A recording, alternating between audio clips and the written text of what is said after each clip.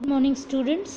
आज आप unit 2 magnetism start करशू जे तमे रेफरन्स बुक तमने बीबी लाउडनु चैप्टर 4 है। Chapter 4 magnetostatics. Article 4.1 is electric current. Current कई रीते फ्लो थाय एक कंडक्टर में। When a conductor is placed in an electric field, the electrons acquire an average velocity in the direction opposite to the field. This results in net drift of charges, and we say that electric current is flowing in the conductor. હવે આ તમને basic વસ્તુ ખબર છે કે કોઈ પણ electric field હોય ને એ ઇલેક્ટ્રિક ફિલ્ડમાં અગર તમે પોઝિટિવ આયન્સ નાખો તો એને ફોર્સ મળે ઇલેક્ટ્રિક ફિલ્ડની ડાયરેક્શનમાં. અગર તમે ઇલેક્ટ્રોન્સ રાખો ઇલેક્ટ્રિક ફિલ્ડમાં તો એને કઈ બાજુ ફોર્સ મળે, કઈ બાજુ વેલોસિટી મળે? તો ઇલેક્ટ્રિક ફિલ્ડની ઓપોઝિટ ડાયરેક્શનમાં. આટલું બેઝિક આપણે 12th સ્ટાન્ડર્ડથી ખબર છે. હવે ધારો કે કોઈક એક કંડક્ટર છે, આ રીતે આવું કંઈક કંડક્ટર છે, બરાબર. કંડક્ટરની અંદર ઘણા બધા ઇલેક્ટ્રોન્સ હોય.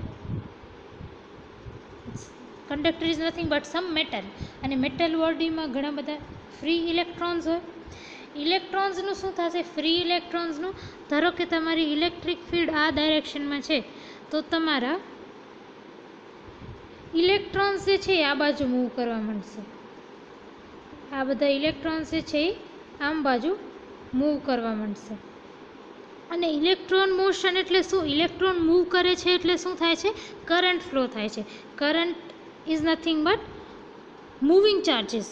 ઇલેક્ટ્રોન મોશનમાં હોય ત્યારે એને કરંટ કહેવાય. ઇલેક્ટ્રોન મૂવ કરતો હોય ને કરંટ કહેવાય. તો આ કંડક્ટરને જ્યારે તમે ઇલેક્ટ્રિક ફિલ્ડમાં રાખો છો ત્યારે ઇલેક્ટ્રોન્સ જે છે એની ઓપોઝિટ ડાયરેક્શનમાં, ફિલ્ડની ઓપોઝિટ ડાયરેક્શનમાં મૂવ કરવા માંડી જાય છે. અને moving electrons is nothing but current. તો તમે કહી શકો કે electric current is flowing in the conductor. So when a conductor is placed in an electric field, electrons acquire an velocity in direction opposite to the field. This results in net drift of the charges. એટલે charges or electrons move થાય છે, and moving charges is nothing but current. So we say that electric current is flowing in the conductor.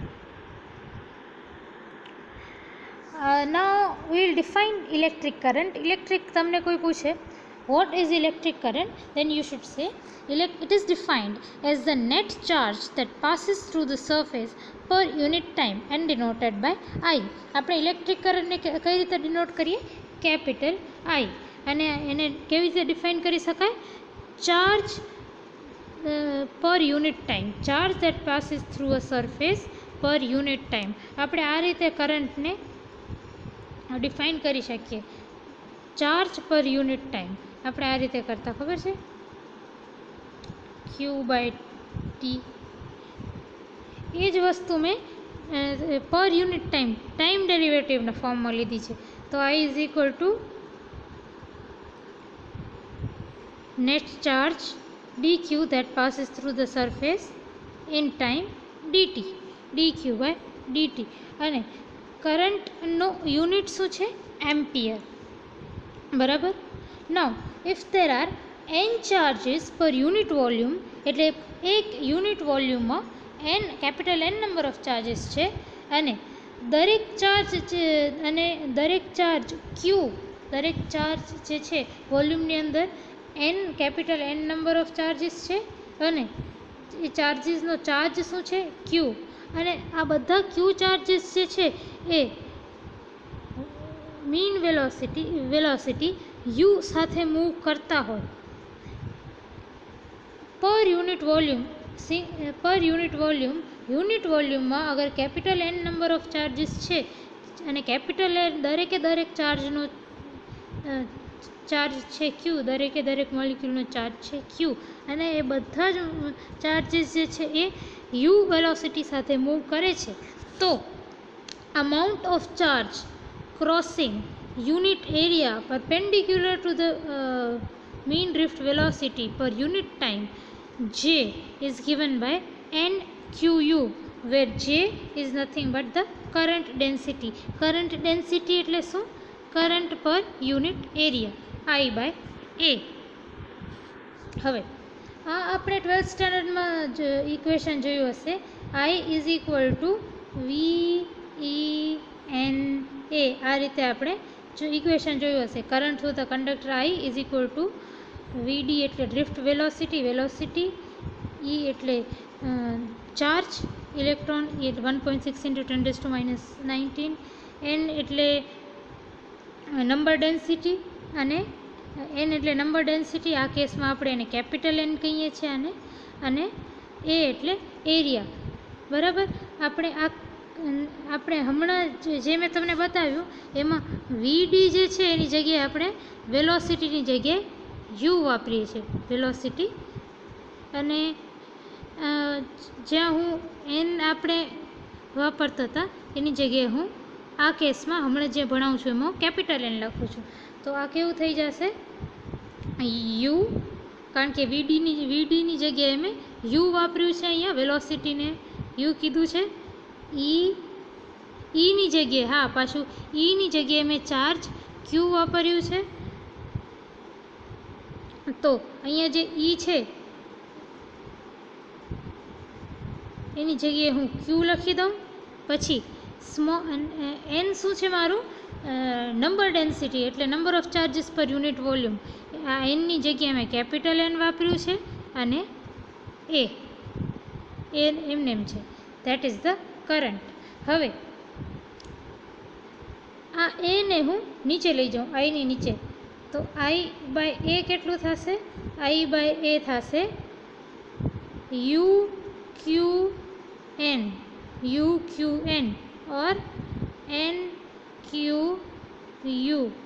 અને I/A શું છે? I/A is current પર unit area. Current પર unit area is equal to current density J. તો J is equal two NQU. એ જ વસ્તુ અહીંયા આપેલી છે, J is equal two NQU. હવે અહીંયા મેં current ડેન્સિટીને amount of charge per unit area પર યુનિટ ટાઈમ એવું શું કામ કીધું? મેં અહીંયા કરંટ ડેન્સિટી J આ જે છે એને અમાઉન્ટ ઓફ ચાર્જ ક્રોસિંગ પર યુનિટ એરિયા પર યુનિટ ટાઈમ એવું શું કામ કીધું? ધ્યાન આપજો, એક્સ્ટ્રા છે, ધ્યાન આપજો. કરંટ એટલે શું? Charge per unit time. બરાબર. કરંટ એટલે ચાર્જ પર યુનિટ ટાઈમ. આપણે ઉપર ડિફાઇન કર્યું છે કે net charge per unit time. બરાબર. તો કરંટ છે મારો ચાર્જ પર યુનિટ ટાઈમ, અને જે શું છે મારો current density, that is current પર યુનિટ એરિયા. જે is nothing but current density, that is current પર યુનિટ એરિયા. હવે કરંટ શું છે? Charge per unit time. તો કરંટ, અહીંયા જે કરંટ છે એની જગ્યાએ મેં ચાર્જ પર યુનિટ ટાઈમ લખ્યું. આ પર યુનિટ એરિયા તો છે જ. સો J is equal two charge per unit time પર unit area. J is equal two charge per unit time પર યુનિટ એરિયા. અને આ જો એ જ વસ્તુ છે, ચાર્જ પર યુનિટ ટાઈમ પર યુનિટ એરિયા, એને આપણે શું કહીએ છીએ? Current density J. હવે યુનિટ ઓફ કરંટ ડેન્સિટી શું છે? Current density is nothing but, current density J is nothing but current પર યુનિટ એરિયા. કરંટનો યુનિટ છે એમ્પિયર, એરિયાની યુનિટ છે SI યુનિટ છે metre square. So SI unit of current density J is ampere per metre square. Current density J is the vector function of position, its direction being that in which positive charges move, that is in the direction of electric current. હવે current density જે છે ને, જે એ એક vector છે. Vector હોય તો એના સાથે સંકળાયેલી એની કાંઈક ડાયરેક્શન હોય. તો જેની ડાયરેક્શન કરંટ ડેન્સિટીની ડાયરેક્શન એ જ હશે જે ઇલેક્ટ્રિક કરંટની ડાયરેક્શન હશે. જે ડાયરેક્શન અગર તમારો ઇલેક્ટ્રિક કરંટ વાયરમાં આ દિશામાં ફ્લો થતો હોય તો તમારી કરંટ ડેન્સિટી પણ આ જ દિશામાં હશે. બરાબર. If ds is an element of area in the material, then the current through that area will be J.EN/DS. આવું મેં શું કામ કીધું? મેં કીધું કે અગર ds જેટલો એરિયા છે તો એ એરિયામાંથી કરંટ કેટલો પસાર થતો હશે? J.EN/DS, where EN shows the direction. EN શું છે? યુનિટ વેક્ટર છે જે મને ડાયરેક્શન બતાવે છે કે કઈ ડાયરેક્શનમાં મારો જે છે એ વેક્ટર છે, તો એનું કંઈક ડાયરેક્શન હોવું જોઈએ. તો EN જે છે એ ડાયરેક્શન બતાવે છે, ડાયરેક્શન માટે યુનિટ વેક્ટર છે. તો આ મેં શું કામ લખ્યું એ જોઈએ. Current density is equal to current by area. તો આપણે અગર એરિયાને આ બાજુ લઈ જઈએ તો આ રીતે લખી શકીએ, current is equal to current density into area. Current ડેન્સિટીને આપણે કઈ રીતે બતાવીએ છીએ?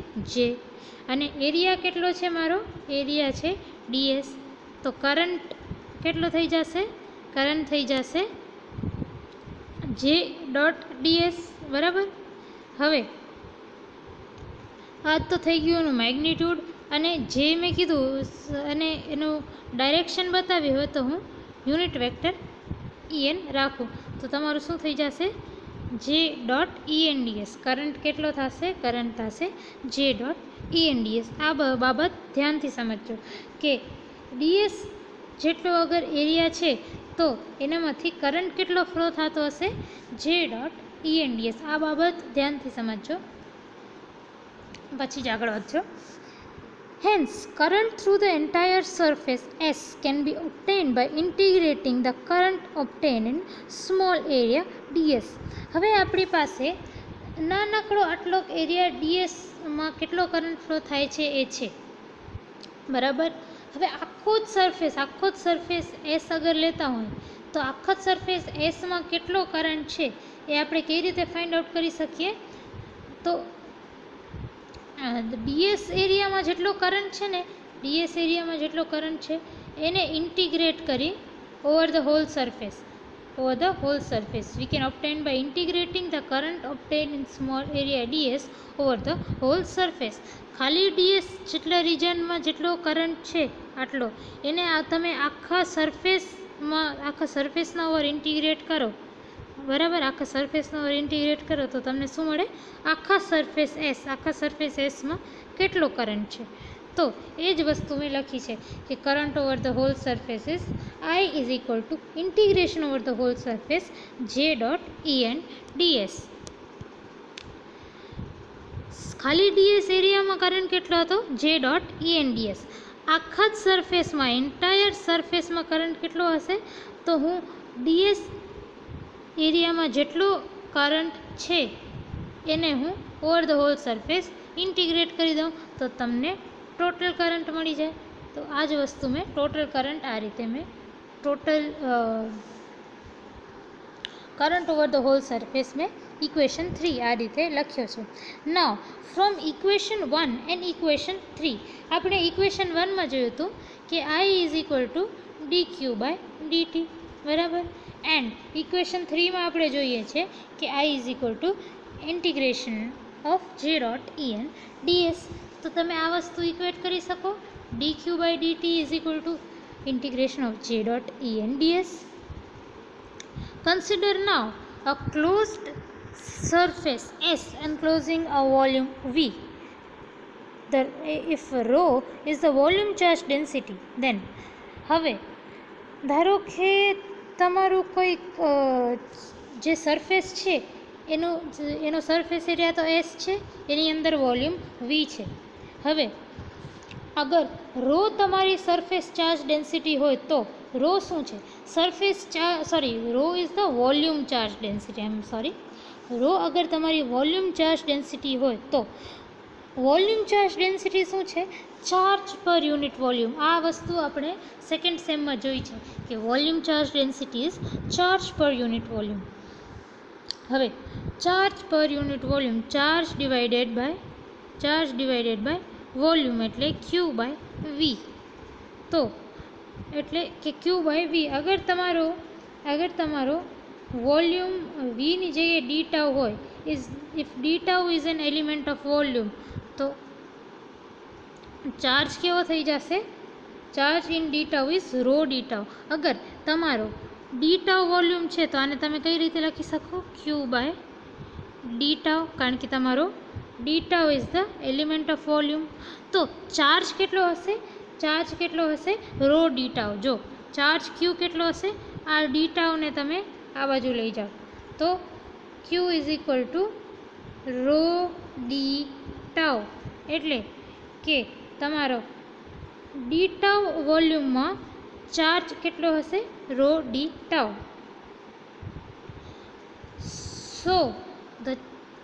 So the charge within the entire volume can be obtained by taking integration of charge over the whole volume. Same વસ્તુ કરી છે. ધારો કે અગર ડી ટાઉ વોલ્યુમમાં તમારો ચાર્જ રો ડી ટાઉ છે, તો આખો જ વોલ્યુમ જે છે એન્ટાયર વોલ્યુમમાં ચાર્જ કેટલો હશે? Charge within the entire volume એને આપણે કઈ રીતે મેળવી શકશું? તો ડી ટાઉમાં જેટલો ચાર્જ છે ને એને over the whole volume integrate કરી દો. ડી ટાઉમાં કેટલો ચાર્જ છે? ડી ટાઉમાં કેટલો ચાર્જ છે? રો ડી ટાઉ આટલો ચાર્જ છે તમારા ડી ટાઉમાં. એને તમે આખા જ વોલ્યુમમાં ઇન્ટિગ્રેટ કરી દો તો તમને વોલ્યુમમાં ટોટલ ચાર્જ કેટલો છે એ મળે. તો એ જ વસ્તુ મેં ઇક્વેશન 5માં બતાવી છે. ઇક્વેશન 5 રો ડી ટાઉ એ જે છે એ ખાલી ડી ટાઉમાં કેટલો ચાર્જ છે અને એને તમે ઇન્ટિગ્રેટ કરી દો ઓવર ધ હોલ વોલ્યુમ. આ રીતે તમે ઇન્ટિગ્રેટ કરી દો તો શું મળે કે આખા જ વોલ્યુમમાં હોલ વોલ્યુમ એન્ટાયર વોલ્યુમમાં તમારો કેટલો ચાર્જ છે? Charge within the entire volume. બરાબર. ના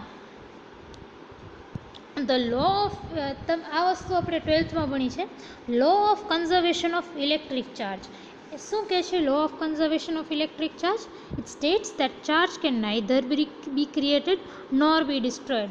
ચાર્જ જે છે એ ક્યારે ક્રિએટ પણ નથી કરી શકતા અને ડિસ્ટ્રોય પણ નથી કરી શકતા. તો net flow of charge or current out of the volume must be equal to rate of decrease of total charge inside the volume. હવે આ વસ્તુ સમજો. ઓકે,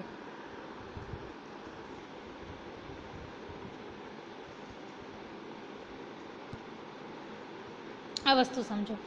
કોઈ મારું કંઈક વોલ્યુમ છે, કોઈ મટીરિયલ છે જેનું વોલ્યુમ વી છે અને સરફેસ એરિયા એના બારેનો જે સરફેસ છે એનો સરફેસ છે એસ. બરાબર. હવે મારું જે વોલ્યુમ છે એનામાંથી અગર કંઈક કરંટ બારેની સાઈડ ફ્લો થતો હોય, મારા કંડક્ટરમાંથી કે મારા જે વોલ્યુમમાંથી કરંટ બારે ફ્લો થતો હોય, વિચ મીન્સ ચાર્જ જે છે એ બારેની તરફ આવે છે. તો એ ચાર્જ જે બારેની તરફ આવે છે એ ક્યાંથી આવે છે? તો અંદર વોલ્યુમ વીમાં કંઈક ચાર્જ હશે એ જ બારે આવતો હશે. બરાબર. કારણ કે ચાર્જ જે છે એ કેન નાઇધર બી ક્રિએટેડ, એ બની પણ નથી શકતો અને એનો નાશ પણ નથી થઈ શકતો. So it can not be created, it can not be destroyed. બરાબર. તો વોલ્યુમ વીની અંદર જે ચાર્જ હશે ને એ જ બારે આવશે. તો આપણે શું કહી શકીએ કે જેટલો ચાર્જ બારે આવે છે, જેટલો ચાર્જ પર યુનિટ ટાઈમ એટલે જેટલો કરંટ બારે આવે છે એ કોના કારણે આવે છે? વોલ્યુમ વીના કારણે. સો અહીંયાથી વોલ્યુમ વીમાંથી ચાર્જ જેટલો ઘટશે એટલો જ બારે નીકળશે. એ જ વસ્તુ અહીંયા મેં લખેલી છે. Net flow of charge out of this volume must be equal to the rate of decrease of total charge inside the volume. જેટલો વોલ્યુમમાંથી ચાર્જ બહાર નીકળશે કે જેટલો ડિક્રીઝ થશે વોલ્યુમની અંદરથી ચાર્જ, એટલો જ તમારો બારે ચાર્જ મળશે, બારે ચાર્જ ઓર કરંટ મળશે. બરાબર. બે વસ્તુ સમાન છે કે જેટલો તમારા સરફેસમાંથી ચાર્જ ફ્લો થયો એટલો જ વોલ્યુમમાંથી ચાર્જ ડિક્રીઝ થવો જોઈએ. એ બંને તમને law of conservation of electric ચાર્જથી ખબર પડશે. Now charge flowing out of the volume through surface S per unit time એ કેટલી છે? અહીંયા જુઓ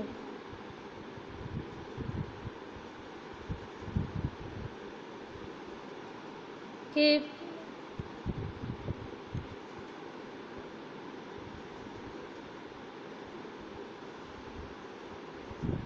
हाँ, तो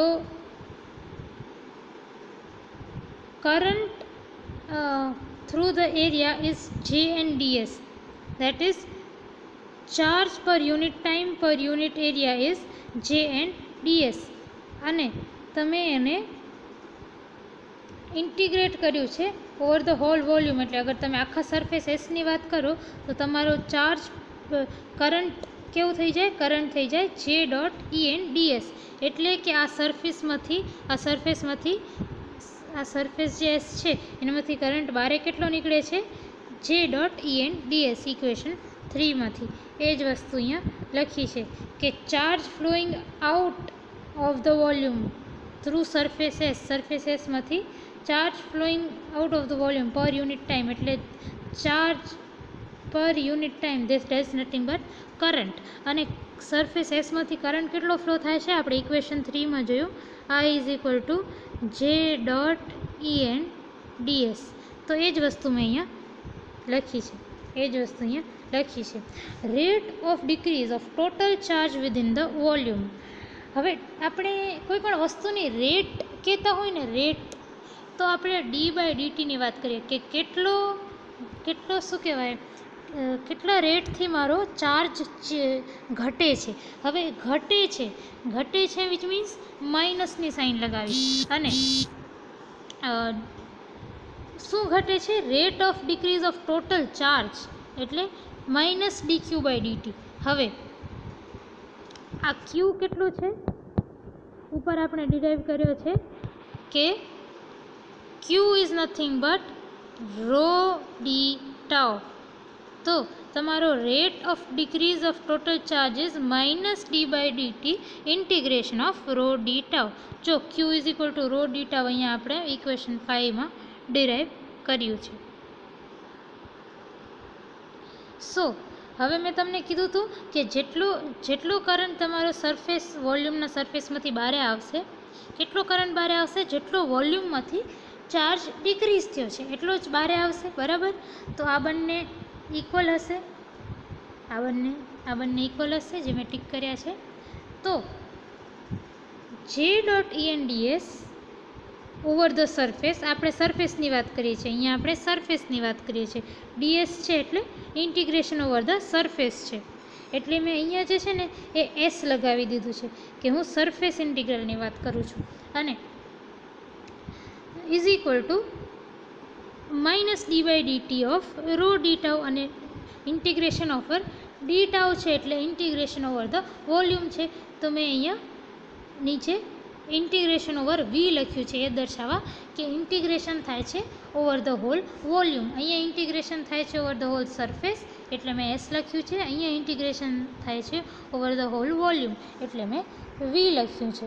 તો તમારી આ ઇક્વેશન 6 આવી જશે, J dot E N dS over the surface is equal to minus del rho by del t d tau over the whole volume V. Thank you.